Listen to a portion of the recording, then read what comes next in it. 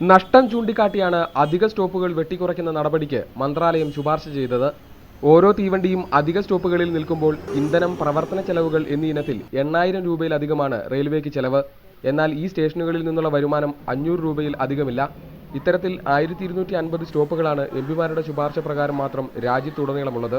ഇതുമൂലം റെയിൽവേക്ക് ഒരു ദിവസം ഉണ്ടാകുന്ന അധിക ചെലവ് 1 കോടിയോളം, അഥവാ വാർഷിക നഷ്ടം 300 കോടിയിലധികം. നഷ്ടത്തിൽ നിന്ന് നഷ്ടത്തിലേക്ക് കുതിക്കുന്ന റെയിൽവേയെ സംബന്ധിച്ചിടത്തോളം ഈ സ്റ്റോപ്പുകൾ നിശബ്ദ കൊലയാളികളാണെന്നാണ് ഉദ്യോഗസ്ഥരുടെ വിലയിരുത്തൽ. ബീഹാറിലെയും കേരളത്തിലെയും എംപിമാരാണ് പല കാലങ്ങളിലായി അധിക സ്റ്റോപ്പുകൾക്കായി കൂടുതലും ചെയ്തിട്ടുള്ളത്.